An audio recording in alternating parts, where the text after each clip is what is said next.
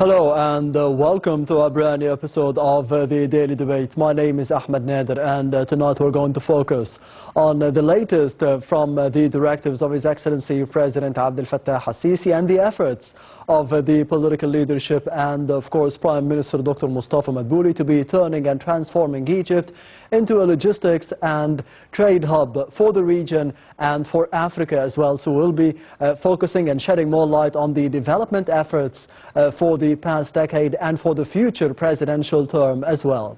And I'm honored to be having with me over the program for tonight Engineer Hassan Shaaban, the former Vice Chairman of the Egyptian Farmers Syndicate. Thank you very much for being with us. Thank you for inviting me. Appreciate it. Anytime. First of all, we will be starting straight away with the main statements made by Prime Minister Dr. Mustafa Madbouli, focusing on transforming Egypt into a logistics and trade hub for the region and for Africa as well. More details in the upcoming report. Stay tuned.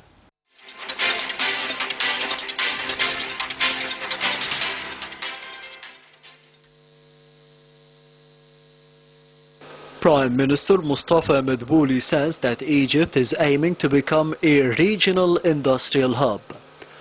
Prime Minister Mustafa Madbouli highlighted the government's strategic focus on expanding the Egyptian industrial sector and positioning the country as a regional industrial hub. The Prime Minister emphasized the importance of attracting international brands to invest in Egypt to transform it into an industrial hub for the entire region. He underscored the significant role of the communications and the information technology sector, advocating for the increased youth participation to boost the annual growth. Madbouli reiterated that this aligns with the Egypt Vision 2030, prioritizing four key economic sectors: industry, agriculture, communications and information technology and tourism. Highlighting the government's efforts to foster industrial growth, the Prime Minister mentioned regular visits to the private sector factories and meetings with the industry leaders to strategize on boosting exports, aiming to surpass $145 billion by 2030. He outlined a new system for reimbursing the export burdens and incentives for the manufacturers, stressing the need to increase the local component in production to double annually over the next 5 years. Madbouli also focused on the communications and the IT sector, discussing plans with the Minister of Communications to enhance the exports and the job opportunities. He highlighted the recent opening of the government data center and the establishment of technological universities to support this sector's growth. The Prime Minister revealed the recent meetings with the top tourism figures to set ambitious targets of attracting 50 to 60 million tourists annually over the next decade, with clear plans for the state support and the private sector collaboration.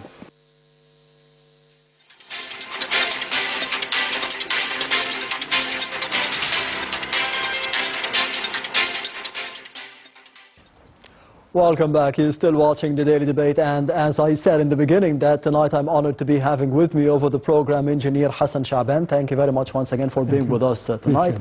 We were speaking through the report or during the report about the challenges that we have had, the economic challenges and the challenges facing the investment opportunities for Egypt as well over the past 10 years during the tenure of President Abdel Fattah al-Sisi, and of course looking forward to the future as well, to the next presidential term. How would you assess the achievements that we have had in this time frame for the past decade, and what to be expecting in this field for the future? I actually would consider what happened in the last few years is a leap toward the future in regard of the infrastructure that we really required in Egypt. Yes. We were lagging the development of all these highways and bridges and so forth to ease transportation and traffic all over Egypt, from the north to the south, from the west to the east. Now Egypt is ready for phase two, how to put spirit and life to all this infrastructure. the industrial development and the agricultural development that we are witnessing right now is the beginning of a new era. We need to put life to all of this infrastructure that we actually invested in. I think there is a lot of projects, prospective projects, yes, that could be, handled or adopted in the near future in different fields, actually, because I think it's now the policy is to encourage the private sector to go in aggressively into investment, and I think we need to deal with the problems that we have, as with putting the slogan that says a policy that doesn't have an economical positive return is no good policy. Yes. We need a positive economical return on every step we take, actually, in the field of politics. So I think there is a major role for the private sector in the coming few years, starting immediately, to improve our economical conditions. I think the field of industry is wide open. Yes. We need to actually have a good program, examine all the items that actually cost us a lot of money to import it, and try to localize these industries and these technologies in Egypt. Yes. We have a good base. We have a number of military industries or factories that could be utilized to host these new industries, as well as investors, Egyptian investors, private sector, and foreign investors. I think we have a very good chance, and we just need a good program in both the agricultural and the industrial field. We need to have ideas outside the box. Yes. Meaning, we've experienced the benefit of the Suez Canal since it was actually dredged. Yes. But it is now, the phase to reconsider. We need to, what is a major project that could actually act and give the same results of the Suez Canal in Egypt. I think everybody is encouraging the idea of having a highway from Alexandria to Cape Town. Yes. I think having a highway in addition to a railway from any port north that is located on the Red Sea, north to or on the same line of Aswan, to avoid the high dam lake. A highway could actually be paved all the way parallel to the equator, from the Red Sea all the way to the Atlantic Ocean in Ghana or Senegal. This highway will actually serve about 8 or 9 countries, African countries, that do not have ports, neither on the Mediterranean nor on the Red Sea. So the coast of the Red Sea will turn to a logistic hub, actually.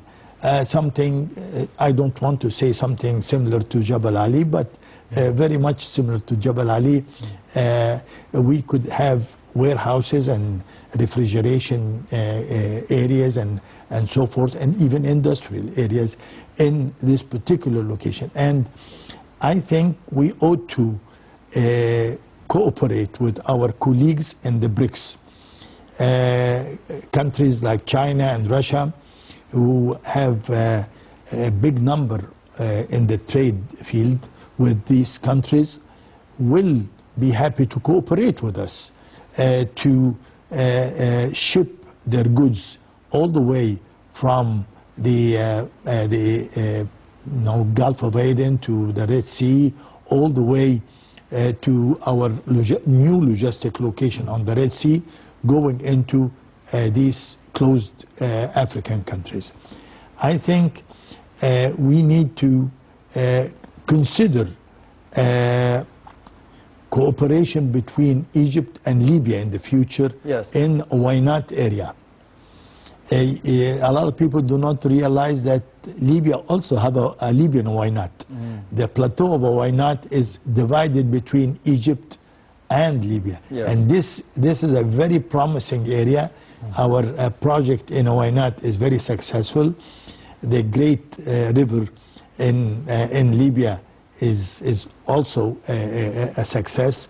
I think in the future, both Wainats, the Egyptian and the Libyans, could actually become an industrial and agricultural area to actually supply Africa with a lot of goods. Because our neighbors in Africa have a little problem. Yes. They do not have the refrigeration facilities in their countries due to lack of electricity and so forth. So I think the canned food industry that could be established in Wainat, growing vegetable and raw material that could be canned and exported to these countries in Africa, because there is a good market for the canned food in Africa. A lot of ideas are there. I would love to see mega private companies formed, or even a cooperation between the military and the private to form companies like fishing in the Indian Ocean, for instance. Yes. The Indian Ocean is actually symbolizes a very great importance for us, because this is the gateway to the Suez Canal. So I think there was an idea at one time to establish a mega company that turns an oil tanker, a used oil tanker, to a refrigeration unit, and just anchor it in the Gulf of Aden, and have our fishing ships from Suez and Damietta and so forth fishing around this oil tanker, and get their fish after they actually fish for a number of days into this tanker to be prepared and refrigerated. And this tanker is like a huge refrigeration and preparation and packing unit. Yes. I think this is a chance for the private sector to cooperate with the military and the Egyptian Navy. I mean, you can have this marriage. Yes. Between the private sector and the army, utilizing the experience of the army in the Navy and so forth. Especially we have a lot of friends in the area, Somalia and Djibouti, and we have a lot of friends in this area. Yes. And we could actually benefit from the strategic point of view and from the economical point of view as well. A lot of ideas are there, and that serves a number of interests actually. Yes, Engineer Hassan Sha'bani mentioned a number of ideas that most of them, they need cooperation from Egypt with different entities and different countries at some stances, like for example Libya, Djibouti, Somalia, all those countries. How do you see the importance of having good political bilateral relations between Egypt and the African countries, and good bilateral economic relations between Egypt and those countries, to be paving the way for more cooperation in the field of economy and investment? You see, in spite of the fact that Africa was occupied for so long, but Africa is still a virgin country, yes, continent. And there is a lot of chances to invest in Africa. I would love to see cooperation between, say, countries like Somalia and Egypt. Somalia is very famous with, for the banana, as a major crop over there. They have even a jetty called the banana jetty in Somalia. Yes. But this is not only to import bananas from Somalia. Bananas actually, when you grow bananas in Egypt, they consume a lot of water. So I'd rather really cooperate with a country like Somalia to grow our share of bananas over there and utilize our land to grow strategic crops that we really require. So we just need some management, what to do, what to ask from our neighbors, and for their benefit and our benefit, and utilize our resources to the extreme, actually. We need a lot of management to run the coming era in industry and in agriculture. Let me put it this way. Yes. We import a huge amount of sugar. We should actually try to reduce this amount of sugar that we import by growing a substitute for this imported sugar, which is made out of sugar cane, of course. Yes. I really like to see a plant called stevia. Stevia is a plant similar to the sugar, but even sweeter than sugar. It doesn't consume the same amount of water that sugar cane consumes, actually. Yes. And we could establish industries to produce sugar from stevia. It is a type of sugar that a lot of diabetes people actually use, as well as in industry, soda pop and so forth. This will reduce the amount of sugar that actually we import. We need to improve the conditions of a lot of the material that actually consume a lot of our hard currency and just localize it, in Egypt, these industries localize it in Egypt. There is a lot of ideas, but we're going to have to tie things together. Agriculture with industry, and politics with fishing in the Indian Ocean and so forth. You see, we need to, our presence in Africa should increase more. I would love to see a private sector company to invest in production of gold in Africa. African countries are very rich in gold, and you can have a gold mine in Africa in a very simple way. But I would love to see the private sector in Egypt form a mega company and invest in Egypt, good management, maybe have a joint venture with some foreign expertise like Canadians or Australians, because they're very good in, say, gold production.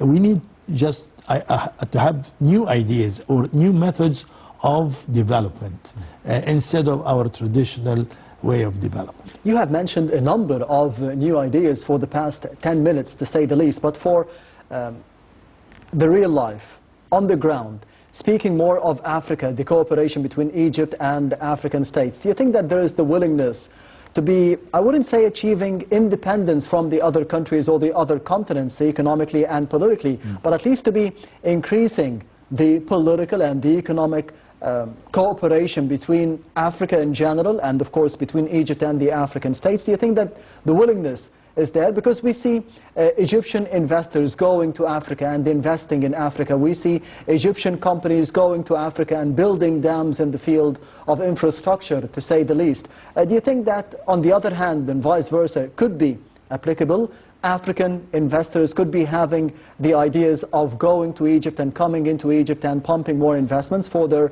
of course, the benefits of both sides. Hopefully. I think Africa still requires a lot of,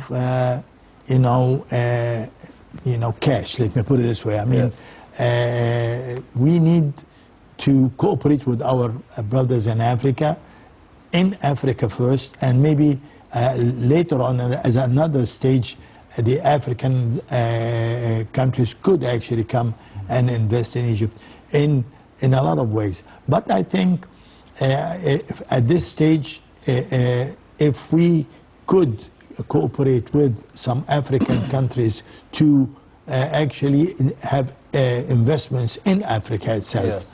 Using local labor over there, maybe also form agricultural settlements and train our young people while they're in the army serving the flag actually, yes. To accept the idea that we could actually have agreements with some of the African countries to have massive areas and grow strategic crops over there with their cooperation. They could take a percentage of our production and so forth. I would like also, if yes. we took locally, I think any company that wants to have a project to produce dairy products or whatever, I think the government should change the politics. The policy should be, if I give you the license to grow chicken or grow cattle or whatever, I will give you, say, 10,000 faddans to grow the crops that you will feed your chicken or cattle on it. So an incentive. Right. This will relieve us from importing corn, for instance. Yes. And they will help the government reduce the load on the government. They actually will cultivate large areas in the desert. Will decrease the prices as well for exactly. the citizens. Okay. So we have to connect things together, not only to give license to have an industry to grow things, because this will increase the burden of exporting food for the. But I give you license, you grow your own food next to your farm.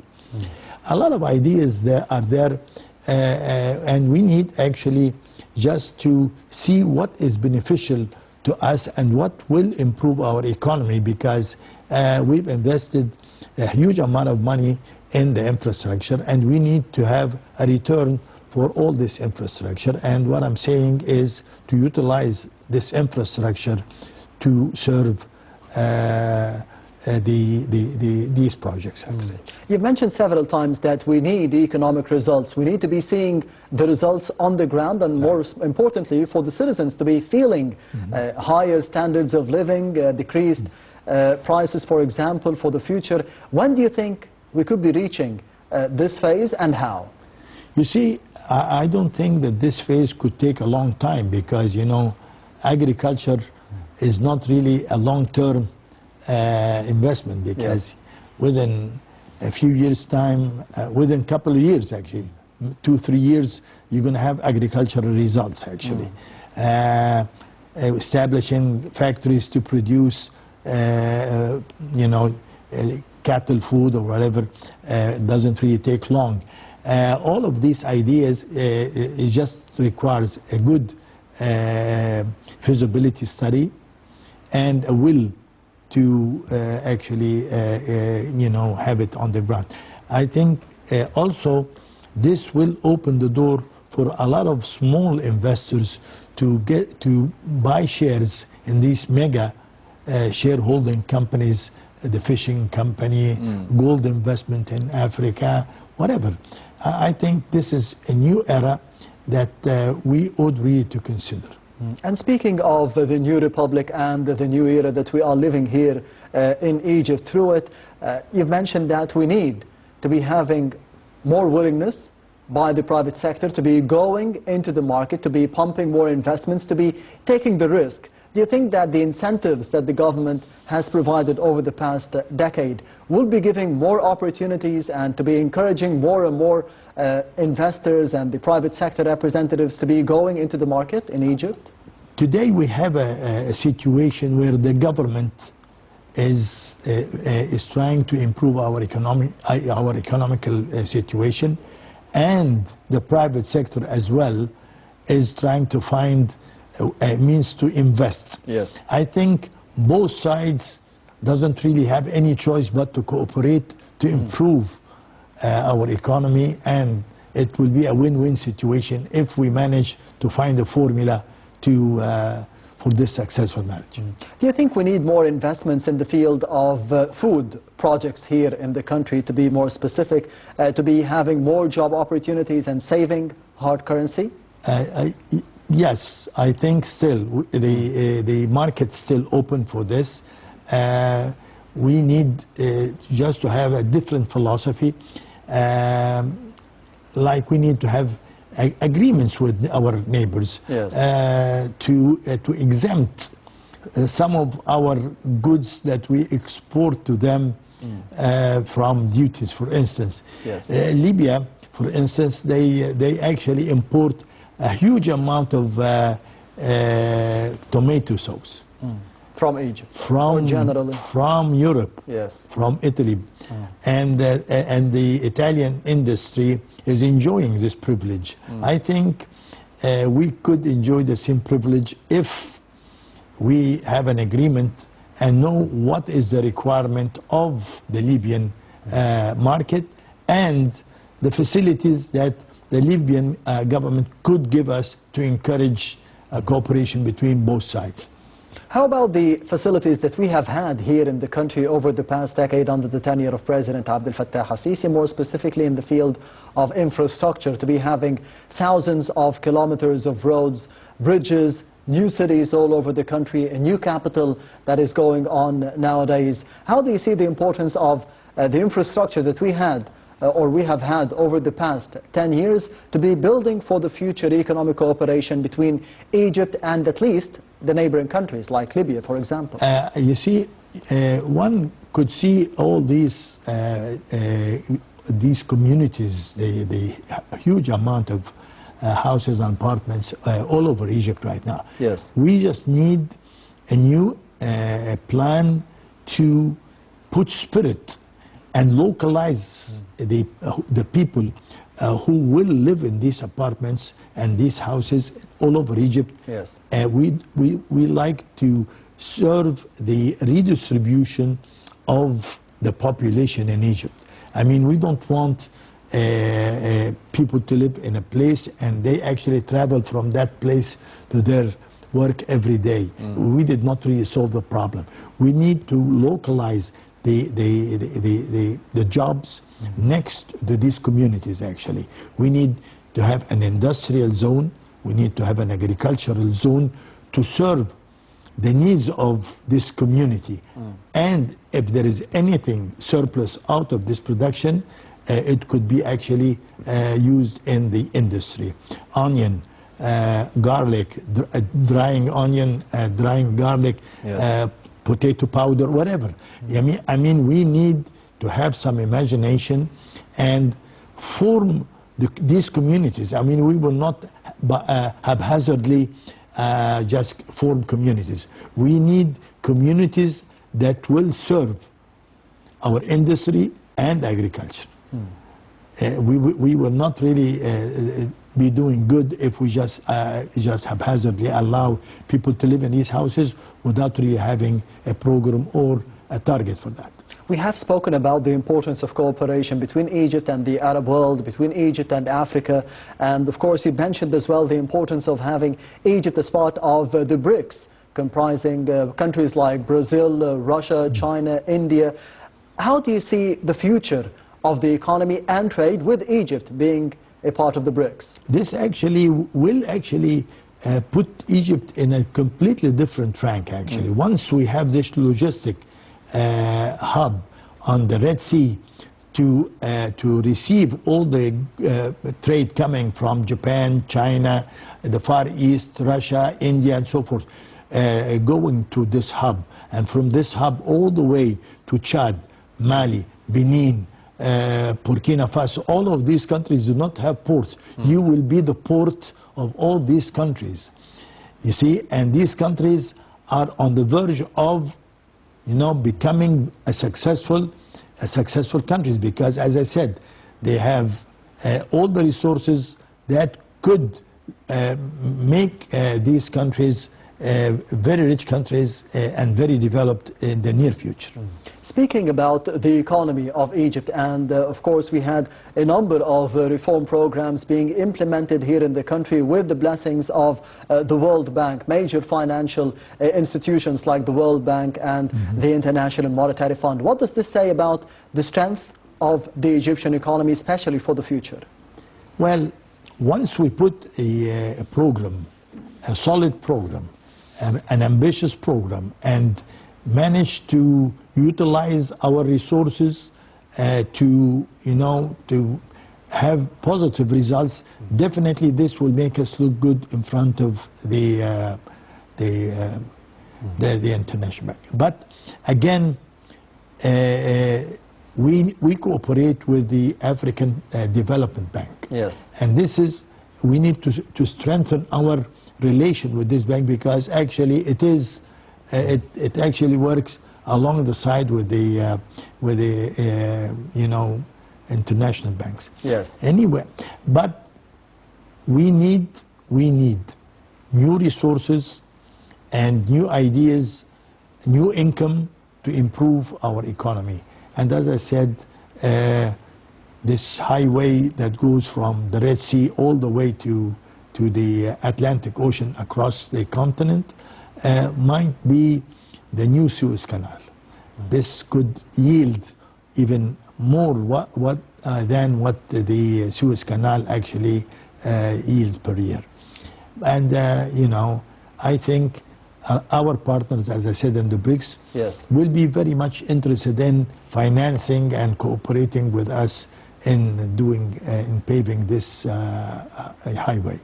Because it is not only for our benefit, it actually will serve the BRICS countries.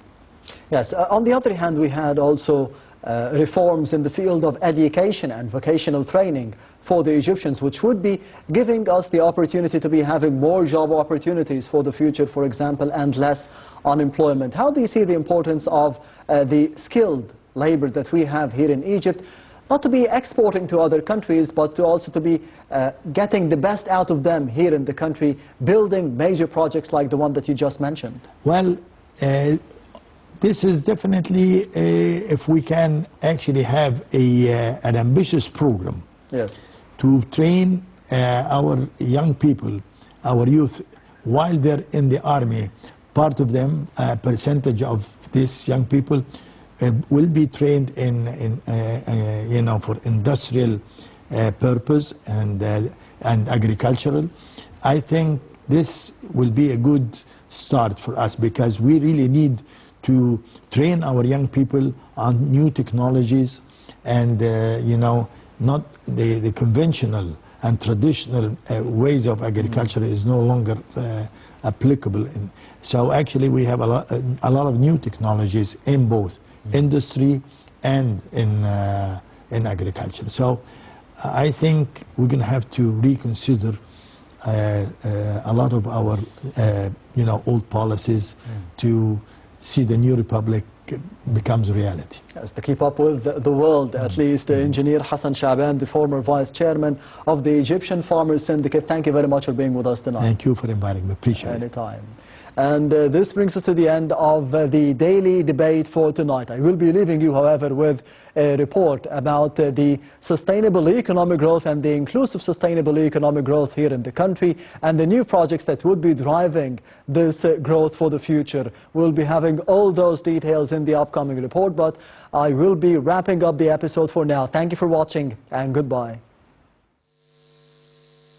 New projects to support the Egyptian inclusive and sustainable economic growth. The World Bank Board of Executive Directors approved $360 million of the Development Policy Financing DPF loan to support the Egyptian recovery and enhance the country's prospects for sustainable and inclusive growth. To further support the achievement of the operations development objectives, the Asian Infrastructure Investment Bank is considering parallel financing for the operation of the same amount using the same package of policy reforms agreed with the World Bank. Egypt's first wave of macroeconomic reforms stabilized the economy and improved the fiscal and the external accounts. The newly approved Egypt Inclusive Growth for the Sustainable Recovery Operation builds on this by supporting a second wave of structural reforms focused on creating jobs and providing an inclusive enabling environment for the private sector, laying the basis for the sustainable recovery. Egypt has remained one of the few countries that has maintained positive growth, approving the reform program implemented since 2015, as well as the quick action on the fiscal and the monetary measures to ease the effect of the global economic impact. The program strategically addresses some of the long-term structural issues impacting growth through the focus on three thematic pillars: enhancing macro-fiscal sustainability, enabling private sector development, and fostering the women's economic inclusion. The first pillar on the enhancing of macro-fiscal sustainability supports improving the management of the state-owned enterprises through enhanced transparency and reporting. It also enhances the debt transparency and debt management by introducing the regular publishing of a wider range of domestic and external debt data.